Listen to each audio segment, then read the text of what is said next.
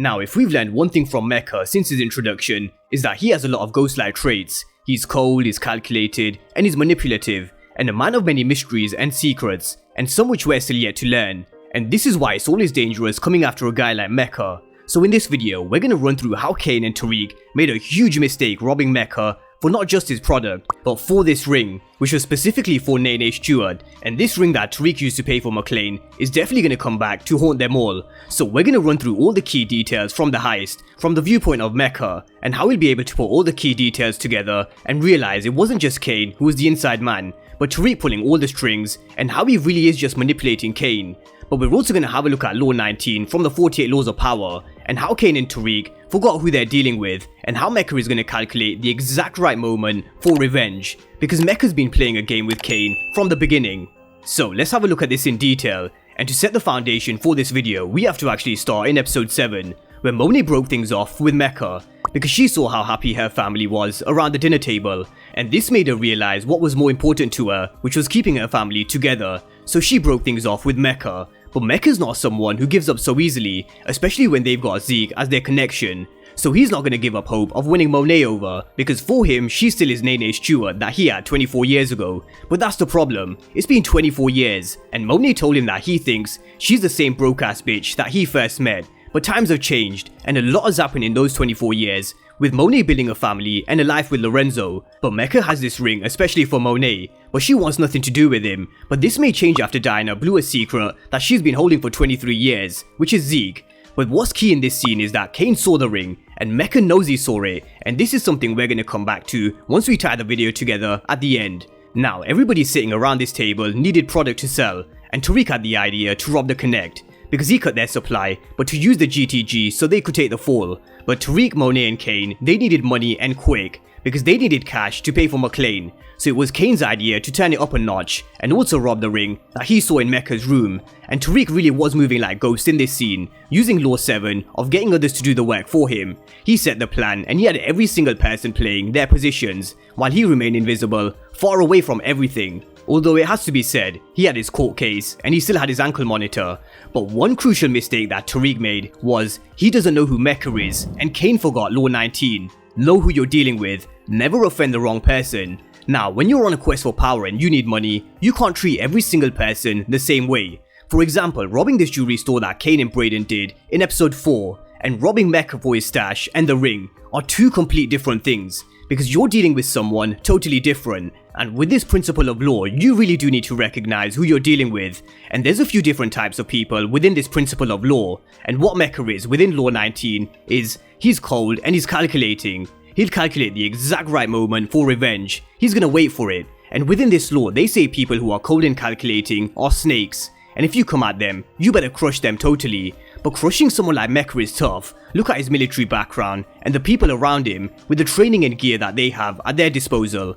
But with Law 19, Cane does know who Mecca is, because he's seen out firsthand what he did to Nuff, and he said he'll dead everybody who tries to rob him, which is why Tariq said they'll use the GTG. But Mecca's way smarter than this, and we're gonna come back to this specific principle of him calculating the exact right moment for revenge later on in the video. But for Cane's part of the plan to rob the ring, they needed Drew, and he gave him a little incentive to bring him on board, and that was to give him the chance to make Lil Guap into Dead Guap, which he was happy to do, of course. Now, there was also Effie and Braden playing their positions as well, and once the lights were out, which was the key part of the play, because not only would it have cut Mecca's cameras, this is where Cane dropped. This is the exact same stunt he used with the GTG before, so maybe it was them. And it also ties in with how Lil Guap followed him to Mecca's place in episode 2, so he knew where he lived. But let's not forget who else knows where Mecca's place is, and that's Tariq St. Patrick. Because in episode 5, he followed Cane to Mecca's apartment, and even though he killed Nuff in front of Cane, after Cane said he didn't know who he was, I said it before and I'll say it again, I'm sure Mecca is someone who would have checked the CCTV and seen that it was Tariq St. Patrick who was outside his apartment, because Mecca's someone who's been playing Cane this whole time by choking Nuff and then killing him in front of him, and what he did in episode 8 was no different. So when Cane told Mecca they ended GTG's whole bloodline, which by the way is also an important factor for episode 9, because if they've just ended GTG's bloodline, then they're not the crew that are shooting at Mecca and Monet in episode 9's trailer. But after Cane said this, Mecca said all that's left is to take care of the inside man, but instead of killing Cane, he killed the chef, again, in front of Cane, telling him that he didn't think that he was so foolish. But as I said before, Mecca isn't stupid. Cane may think he is for getting it completely wrong, but just look at the look that he gave afterwards. He definitely knows that it was Cane who was the inside man. Now, robbing Mecca's stash of product is one thing, but robbing his ring that he had for Nae Nae, which he doesn't know yet, is something else. And this is something that is going to come back to bite both Cane and Tariq. So tying this all together from the beginning of the video, where I said Mecca knows Cane saw the ring, he knows exactly who the inside man was, but he also knows Cane isn't exactly capable of pulling a heist like this on his own, and someone else must have been the mastermind behind the plan. And who was that? That was Tariq St. Patrick, the same person that was outside Mecca's house caught on CCTV, who Mecca knows is a smart one, but only time will tell whether Mecca knows that Tariq was also in on the plan with Cane. And I'm going to come back to an example with Milan in just a moment, but I do think he is someone who will put 2 and 2 together, because what do we know about Mecca? He's calm, he's patient, and he's manipulative when it comes to Cane, even though he has messed up a few times. First with letting Lil Guap follow him to his apartment, not learning his lesson, and allowing Tariq to follow him as well, and now this heist, stealing his product and ring.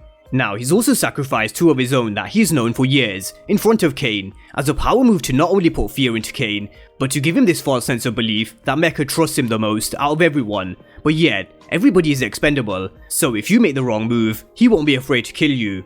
Now, coming back to the principles of Lord 19, Mecca is someone who's cold and calculated. He's gonna be calculating the exact right moment for revenge on everyone, and right now isn't the right time for revenge, which is why he was so calm with Cane. It definitely takes someone with a lot of control and mental discipline to just take a step back and think before they make a move, and someone who was very good at doing exactly this was Kanan in power, as well as Ghost. But I think Kanan was such a great chess player, always thinking about the moves ahead and not striking until he had a plan in place. For example, for Kanan to stay sane inside a prison for all those years, pretending to be Ghost's best friend and manipulating him into killing one of his own trusted soldiers in Roller. Now that takes some discipline, control, and some serious chess moves. And in essence, Mecca is doing the exact same thing. He's holding back. He's going to be waiting, planning, and coming up with a counter, because he knows he can't just kill Cane. He had to kill someone to show Cane what happens to those who cross him. But he can't kill Cane because he's Monet's son. Well, his date of birth may say something different, which I do think we need the answers to, but that's a topic for another day. But Mecca is someone who's gonna pounce at the right time, like Kanan once did, but only once his chessboard is in position, which right now he's working on, because he doesn't have Monet or Zeke, which I think may change after episode 9, after Diana blew the whole family up, and with Lorenzo asking Monet to leave. I think it's safe to say, Lorenzo and Monet, they're probably over. But will Mecca get his ring back? I still think this is key, because this was for Nae Nae, and there is no way Mecca is someone who's gonna let this slide. But if he can't get this back, then those who have stole from him will work for him, and this is gonna be a huge debt, which includes Tariq, because you can bet Mecca won't let Tariq, Cane, Drew, and everybody else involved get away with the stunt that they pulled, just like how Ghost stole from Vladimir and killed him. Milan was someone who made Ghost his drug dealing slave for what he did, and I can definitely see Mecca doing the same, and Tariq is someone who really does need to feel trapped in the game before he realizes exactly why Ghost wanted out of the game. So with that being said, I'm gonna leave you with 2 questions. Do you think Mecca knows exactly what's happened around him?